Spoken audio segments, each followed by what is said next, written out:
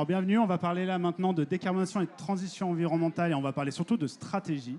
On va essayer de ne pas aborder le sujet comme on peut l'aborder d'habitude, question technique. Cette fois-ci, on va vous parler stratégie d'entreprise et business model. Et pour ça, j'ai la chance d'avoir avec moi Nicolas Suchet. Bonjour à tous. Consultant chez Transilience et qui est spécialisé justement dans les stratégies environnementales. Et Fanny Alarousse de la société Serge Ferrari. Donc Fanny, Bonjour. je te laisse présenter un peu Serge Ferrari en 2 mots. Oui. Et ensuite, je laisserai Nicolas le faire. Alors Serge Ferrari, on est un groupe industriel, on fabrique des membranes. Par exemple, cette bulle, elle pourrait être fabriquée avec nos propres membranes. On est 1200 salariés un peu partout dans le monde, 6 sites de production essentiellement en Europe.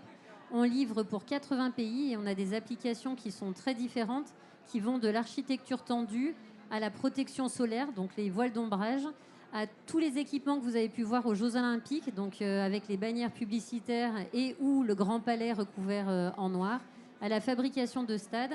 Et progressivement, on tend à aller sur des marchés de la transition écologique, mais je crois que c'est un sujet qu'on aborde après. Absolument. Et effectivement, je vais laisser justement Nicolas introduire le sujet en se présentant et ensuite nous parler justement, de nous poser la question de pourquoi transformer son business model est une opportunité. Alors, je vais me présenter très rapidement. Bonjour à toutes et à tous. Donc, moi, j'ai une carrière dans l'industrie, démarrée il y a longtemps, 35 ans à peu près.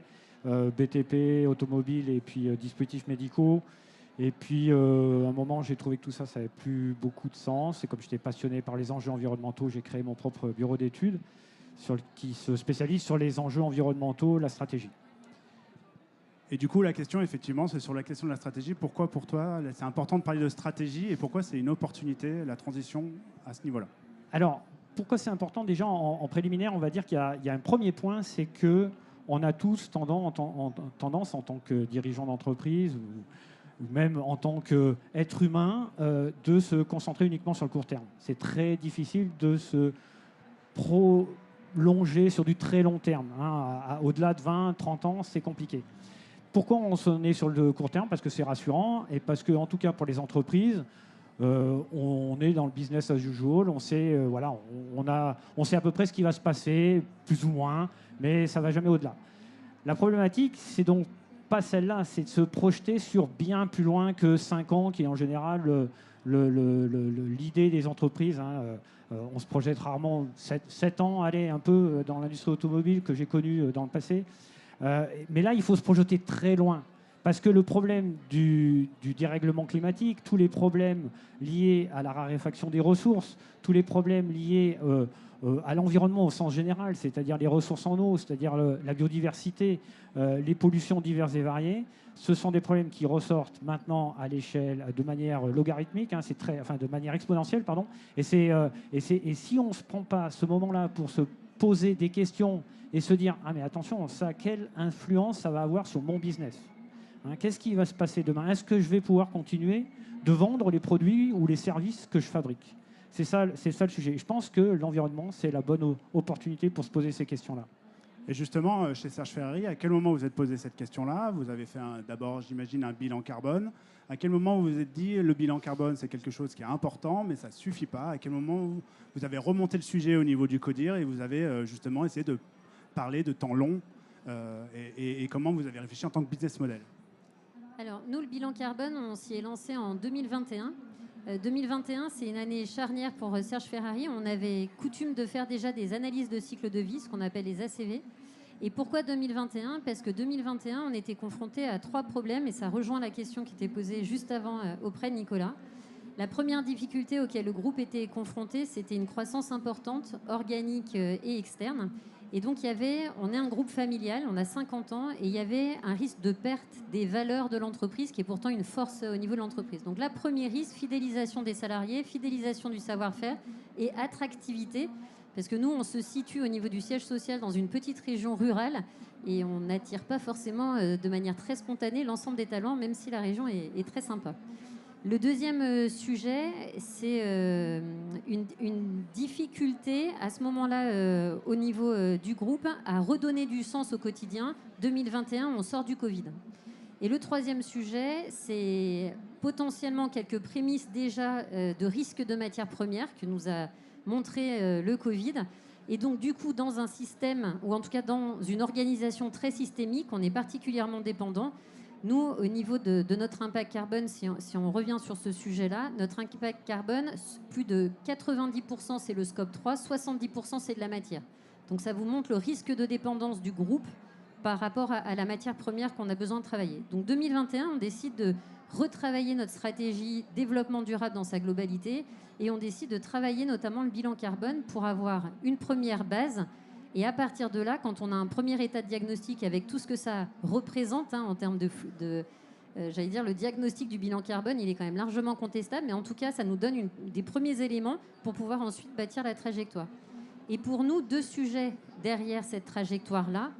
Le premier, le constat que l'enjeu numéro 1 pour le groupe, c'est d'éviter la rupture. Éviter la rupture, c'est quoi? C'est un moment donné de se dire, si j'ai plus de matière, je produis plus. Si j'ai plus de salariés, je produis plus. Donc concrètement, qu'est-ce que je fais? Qu'est-ce que je mets en œuvre pour pouvoir essayer d'éviter cette rupture-là? Et éviter la rupture, c'est aussi éviter la volatilité des prix en essayant de faire en sorte d'être un peu plus autonome sur la matière. Ça veut dire, derrière, on va commencer à penser recyclage, à penser déchets, à commencer à tirer finalement, à se dire, mais comment est-ce qu'on peut optimiser nos process pour faire en sorte de gaspiller encore moins de la matière?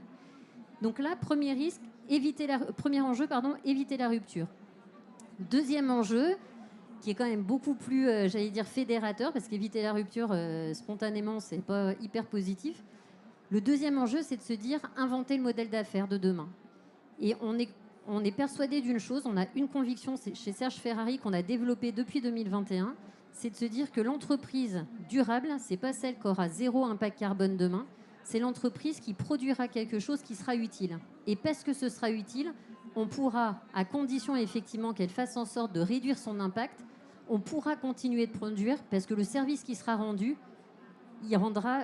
son usage sera important pour la société. Et donc à partir de là, on a retravaillé la fonction de la membrane en se disant, finalement, aujourd'hui, on fabrique des toits de stade, on fabrique ce type de bulle-là, mais est-ce que demain, l'usage de cette toile-là, il ne peut pas être utilisé pour du transport d'eau potable, pour couvrir des glaciers? Et donc là, on en fait une opportunité de business. Donc, premier élément, on évite la rupture, on fait des gains économiques. Deuxième élément, on invente le marché de demain. Et ces 2 stratégies-là, en fait, sont menées côte à côte. Et ça, c'est super intéressant parce que justement, donc, vous avez essayé de réfléchir en tant qu'opportunité de nouveaux marchés. Maintenant, concrètement, comment ça se passe? C'est-à-dire comment vous avez piloté ça? Comment vous avez réussi à choisir différents scénarios? Sur quelle base méthodologique vous avez pu travailler? Et ça, peut-être que Nicolas, tu peux nous en dire un mot. Alors, effectivement, je pense que plus ou moins tout le monde a entendu parler du bilan carbone. Le bilan carbone, c'est quand même l'outil, alors comme l'a dit Fanny, qui peut être critiquable, mais c'est quand même un outil de comptabilité. On a des chiffres, on peut mettre des indicateurs, et c'est quand même la première base indispensable pour commencer à travailler sa stratégie. Mais il ne faut pas s'arrêter à la problématique du bilan carbone. Comme je l'ai dit tout à l'heure, et comme l'a dit Fanny, il y a des problèmes d'approvisionnement de matières premières. Il y aura des ressources qui vont se tarir sur certaines matières premières relativement vite. Il y a des problèmes d'eau, il y a des problèmes de biodiversité. Donc il faut aussi prendre cela en compte. On ne peut plus s'arrêter à la problématique du bilan carbone seulement. Et d'ailleurs, vous avez peut-être entendu parler de la CSRD, donc qui est une nouvelle directive européenne qui est là pour faire du rapport extra-financier, et elle s'attaque à tout. Le réchauffement climatique est une des composantes, mais il y a bien d'autres composantes dans le reporting extra-financier. Et ça oblige à se poser la question de quel est l'impact de l'entreprise sur l'environnement et quel est l'impact en retour de l'environnement sur l'entreprise d'un point de vue financier. Donc c'est ça qu'on appelle, vous avez aussi dû entendre parler de double matérialité. C'est ça la double matérialité. C'est ces 2 questions qu'il faut se poser. Et donc justement, cette double matérialité, Fanny, est-ce que vous l'avez fait au niveau de Serge Ferrari? Comment ça se passe actuellement? Et après, est-ce que tu peux aussi nous dire peut-être des conseils pour les personnes qui sont ici sur les écueils à éviter justement quand tu vas commencer à parler de transformation, de stratégie, des choses que vous avez pu rencontrer en interne qui ont freiné un peu le travail et peut-être des choses qui ont fonctionné. Et puis Nicolas aussi pourra nous en dire un mot après. Juste pour reprendre les éléments de Nicolas et pour vous faire la démonstration que le bilan carbone, c'est un bon point de départ, mais effectivement, ça ne suffit pas, c'est pas suffisant. Je vous donne l'exemple de Serge Ferrari. En 2022, on publie notre bilan carbone, 220 000 tonnes. En 2023, on publie notre bilan carbone, 177 000 tonnes. Et là, vous pouvez vous dire, chez Serge Ferrari, c'est des champions du monde. Ils font même mieux que les accords de Paris. Ils ont une trajectoire carbone qui est hyper basse. En fait, ça, c'est la valeur absolue. Quand on revient sur la valeur d'intensité, en 2022, on était, donc nous, je vous rappelle, on fabrique des rouleaux de toile, on tisse de la membrane, on était à 5,06 kg. En 2023, on est à 5,01 kg. Ça veut dire quoi? Ça veut dire qu'en fait, on n'a pas cette réduction-là. C'est simplement lié à une diminution de l'activité. Et comme on est dépendant à 70% de notre impact sur la matière, ça explique cette réduction-là. Donc si en fait l'entreprise pilotait sa trajectoire développement durable uniquement sous l'angle carbone, ça voudrait dire quoi? Ça voudrait dire que tous les investissements de l'entreprise seraient fléchés sur finalement une partie matière. Alors bien sûr qu'il faut flécher des investissements structurants sur la partie matière, mais finalement l'enjeu au niveau de la double matérialité, et c'est là où l'exercice est intéressant, pourtant je ne suis pas une fervente supportrice de la CSRD parce qu'on est en plein dedans et que ça nous mine au quotidien, mais au-delà de cet exercice un peu administratif, la double matérialité, c'est un vrai enjeu intéressant. Pourquoi? Parce qu'il va vous permettre en fait de questionner la vulnérabilité de votre organisation. Et la vulnérabilité de votre organisation, c'est ce que disait Nicolas. Et moi, je vous prends notre exemple. Quand on a testé cette vulnérabilité, un des premiers éléments, c'est l'eau. C'est-à-dire qu'historiquement, on pompait, en fait, on est en proximité de cours d'eau, on pompait dans la nappe et on refroidissait avec cette eau nos outils de production. Et ensuite, on rejetait dans la nappe, mais forcément avec une déperdition d'eau et bien sûr une qualité qui était contrôlée. Néanmoins, ça voulait dire quoi? Ça voulait dire qu'on était particulièrement dépendant de cette ressource-là. Et quand on fait notre analyse de double matérialité, on fait la démonstration qu'on est dépendant au niveau de l'eau. Et qu'est-ce qu'on fait comme démonstration? C'est que d'un point de vue business, on est particulièrement vulnérable vis-à-vis de cette ressource. Pourquoi? Parce que si demain on ne peut plus pomper, et ça a été le cas il y a 2 ans, arrêté de sécheresse du préfet, arrêt de pompage. Si on n'avait pas fait l'effort de flécher les investissements sur l'investissement pour être en boucle fermée, on n'aurait pas pu produire. Donc en fait, l'exercice de la double matérialité, c'est vraiment ça. C'est je me questionne moi vis-à-vis de mon environnement et je questionne la nature de l'environnement vis-à-vis de la vulnérabilité de mon entreprise. Et au niveau des écueils à éviter, peut-être, c'est finalement au nombre de 3, pour moi. Le premier, c'est de se dire, on va viser dans un projet de transformation de l'entreprise uniquement des investissements stratégiques et donc, quelque part, des membres du COMEX. En réalité, si quelque part on n'acculture pas l'ensemble des membres de l'organisation et donc l'ensemble des salariés, rien ne se passera. D'une part, parce que ce ne sera pas compris et que ça sera une contrainte. Et d'autre part, parce qu'à un moment donné, ils ne vous feront pas remonter des petites actions qui, pour nous, sont ce qu'on appelle les petits pas et qui vont légitimer l'ensemble de l'action. Premier élément. Deuxième élément, le risque d'un travail en silo. D'imaginer en fait que ça va être l'affaire de la production, que ça va être l'affaire de la supply chain, l'affaire des achats. En réalité, c'est l'affaire de tous. Et plus on va être complètement transparent, on va épouser tous les aspects de l'organisation. Nous, on parle d'un TAMI. On a un TAMI en fait développement durable en se disant c'est quoi mon impact quand je prends une décision, quand je vais changer une machine, quand je vais trier mes déchets, c'est quoi l'impact environnemental, c'est quoi l'impact social, c'est quoi l'impact sur la gouvernance. Et le troisième élément, qui serait un écueil pour moi à éviter, c'est de se dire il faut intégrer au-delà de votre organisation, de l'expliquer. Nous, on dit qu'on travaille sur nos 2 jambes, un angle stratégique et un angle donc qui est les petits pas. Le troisième élément, qui est hyper important, c'est l'ensemble de la chaîne de valeur. Si demain, chez Serge Ferrari, on fait travailler nos 50 chercheurs sur une technologie de recyclage, on va avoir la technologie, on va savoir faire. Par contre, si nos fournisseurs, on ne les a pas embarqués, et ça veut dire que ces fournisseurs, ils ne sont pas en capacité d'approvisionner toute la matière dont on va avoir besoin, parce que sinon, on travaille sur la matière recyclée, il y en a d'autres qui le font aussi. Et si nos clients, ils ne veulent pas finalement acheter de la matière recyclée, ou ils veulent du blanc de blanc et pas potentiellement un stade un peu beige, ça ne fonctionnera pas. Donc ça veut dire en fait que dans notre phase de transformation, il faut qu'au niveau des décisions du COMEX, il y ait des priorisations qui soient faites sur certaines actions au regard de notre vulnérabilité. Il faut qu'au niveau de l'ensemble des salariés, ça devienne nos ambassadeurs. Et il faut qu'on intègre toute la chaîne de valeur, sinon à un moment donné, il y aura un nœud. Donc pour résumer, accompagnement du changement, éviter les silos et coopération. Nicolas, par rapport à ce que Fanny a pu dire sur la double matérialité, est-ce que toi, tu as des recommandations à faire? Et ensuite, est-ce que tu pourrais nous parler justement de comment casser ces silos en interne et surtout en externe dans la chaîne de valeur? Oui, alors en fait, j'ai complété un peu le propos de Fanny. Il y a la première, dans les difficultés auxquelles on est confronté quand on est dans une entreprise et qu'on l'aide à réfléchir à l'avenir, à ce qui va se passer, la première difficulté qu'on a, c'est ce que j'ai dit en introduction, c'est allez, on va réfléchir à 10 ans, puis très rapidement dans les discussions, on fait peu importe les outils qu'on utilise d'animation, hein, on revient sur aller à 5 ans, parce que c'est rassurant, parce que c'est business as usual, etc. Et donc, toute la difficulté pour nous en tant que consultants, c'est de les faire réfléchir à bien plus loin. Ça, c'est compliqué. Et j'avoue qu'on a eu un bon exemple chez Serge Ferrari il y a quelques temps de ça. J'avais fait un séminaire avec donc toute l'équipe du comité exécutif. Et je leur avais dit, c'est marrant, vous avez une idée sur le long terme, mais je vous sens très frileux, puis vous en parlez sans en parler vraiment, on sent que vous n'êtes pas complètement sûr de vous, ce qui est un peu logique, hein, parce qu'on parle de quelque chose il y a 10 ans, 15 ans, ou pour dans 20 ans. Mais je leur dis, mais il faut avoir le courage, en fait. Il faut avoir juste le courage de dire, vous avez les bonnes idées, et il faut y aller. Il faut y aller.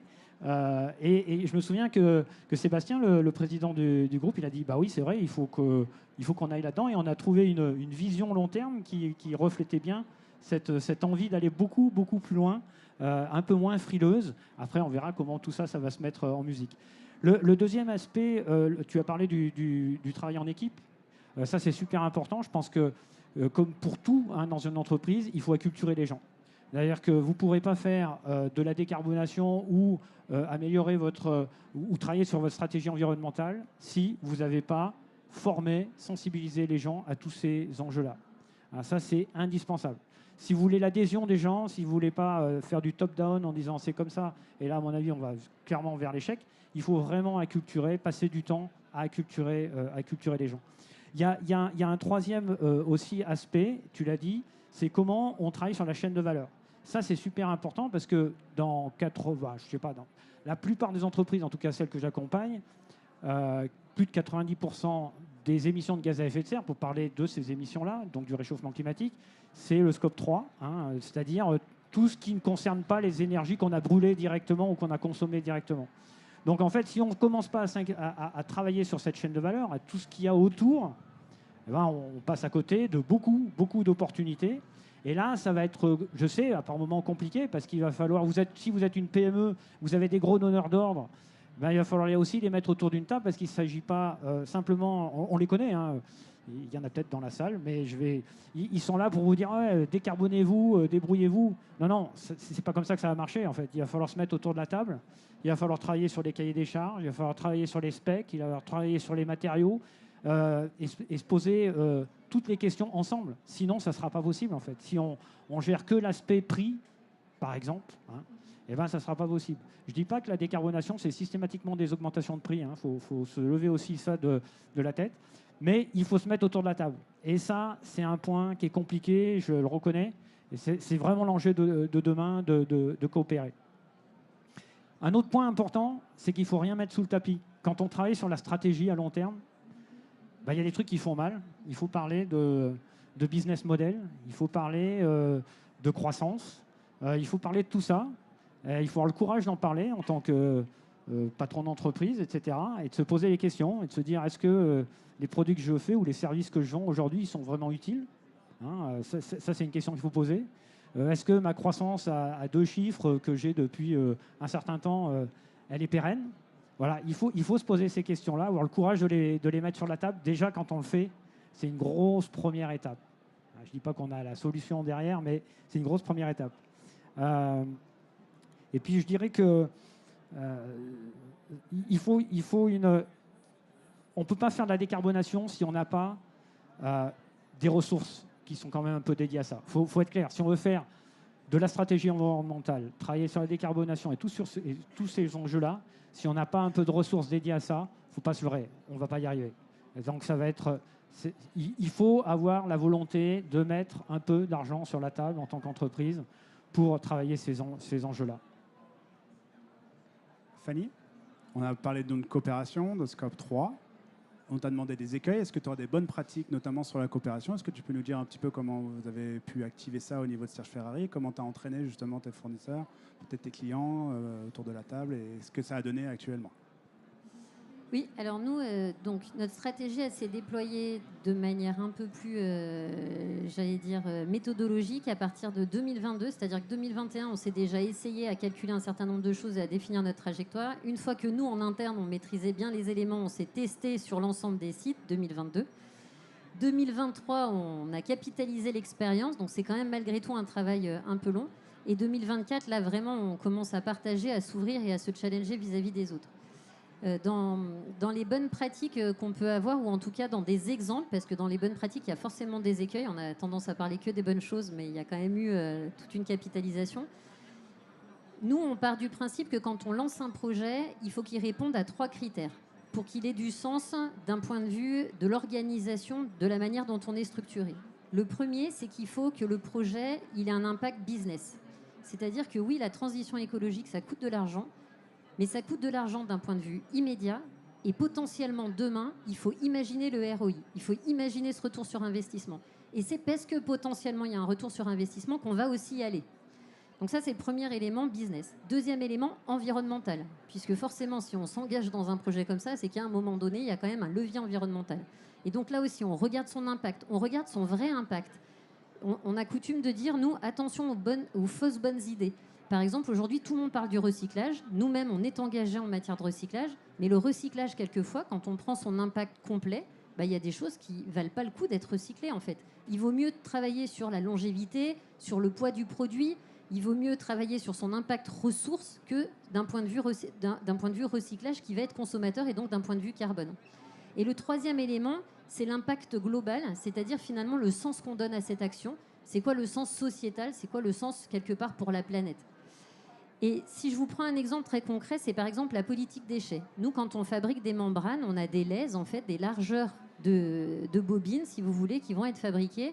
Et on va couper, de part et d'autre, en fait, des lisières, voire on va couper plus petit par rapport aux demandes de certains clients pour pouvoir fabriquer votre voile d'ombrage ou autre chose. Ça passe ensuite directement en déchets. Et puis, vous allez avoir une difficulté dans la production, un défaut finalement dans notre bobine qui, là aussi, va faire passer potentiellement toute la bobine en déchets. Et ces déchets, qu'est-ce qui se passe? En fonction de la nature du produit qu'on a fabriqué, c'est au pire de l'enfouissement, au moins pire de la valorisation énergétique, au moins pire la partie recyclage. Le un peu plus haut du panier, on va être sur le upcycling, le encore plus haut sur le réemploi, et encore plus haut, c'est le déchet qu'on ne va pas fabriquer. Et à partir de cette pyramide-là, on va travailler sur la base de notre tamis. Le business, l'impact environnemental et l'impact qui a du sens. Ça veut dire quoi? Ça veut dire en interne, pour reprendre la question sur l'embarquement de la chaîne de valeur, en interne, on va mobiliser les salariés de la production, c'est eux, quelque part, qui fabriquent la partie déchets, et on va expliquer que le meilleur déchet, c'est déjà celui qu'on ne fabrique pas. Donc là, impact business. Le produit, le déchet qu'on ne fabrique pas, typiquement, c'est de la matière qu'on achète et qui potentiellement arrivera à terme au produit final. Donc déjà, entre guillemets, la lutte contre le fameux gaspillage. Deuxième élément, c'est on va mobiliser en fait la R&D pour travailler dès le départ sur de l'éco-conception. On va travailler sur la partie recyclage et là, on va aller chercher des startups en fait qui sont des spécialistes matières avec lesquels on va créer des consortiums pour pouvoir envisager un certain nombre de choses sur la deuxième vie du produit qui potentiellement demain peut revenir notre matière. Et c'est ce qu'on fait aujourd'hui. On a une filature en Suisse. On va récupérer une partie de nos déchets qui vont devenir en fait qui vont être retransformés, si je le caricature un peu, et qui va être réintégré dans notre matière première. Impact business.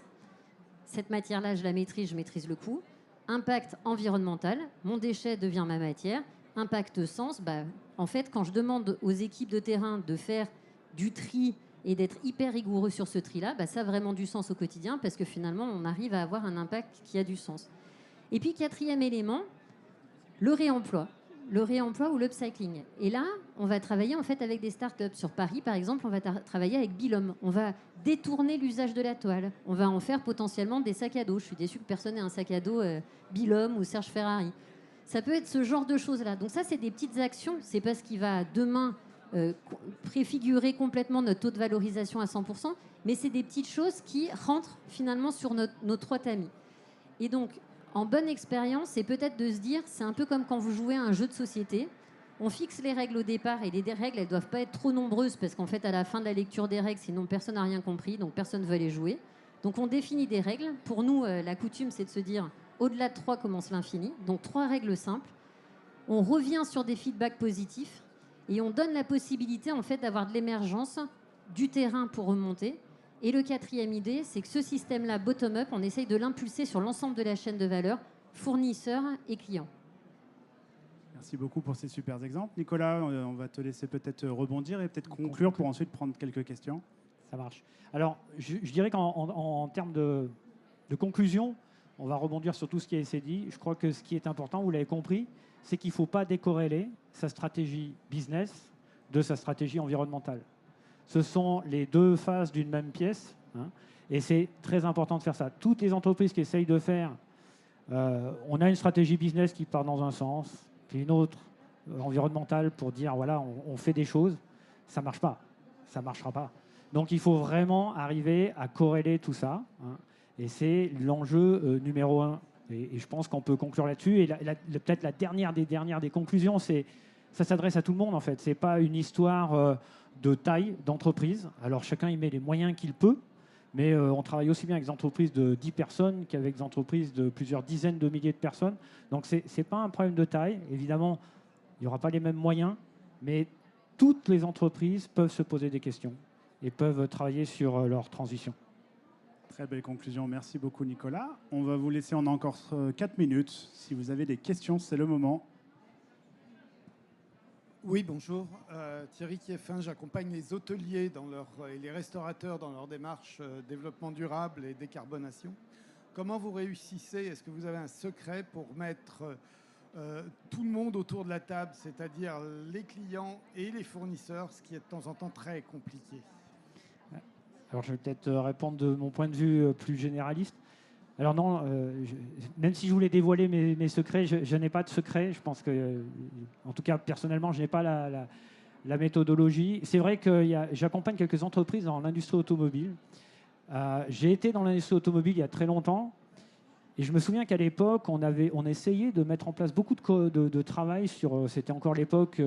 le coût était bien sûr une priorité, mais il y avait encore les enjeux qualité, les enjeux service. Et on arrivait à mettre nos fournisseurs et même nos gros clients, j'étais chez un équipementier, autour de la table pour discuter de tout ça. On arrivait à faire des choses. Et là, dernièrement, j'ai accompagné plusieurs entreprises dans l'automobile. J'étais un peu déçu parce que je n'ai pas l'impression que c'est bien progressé. Donc effectivement, il y a une vraie problématique de mettre les gens autour de la table.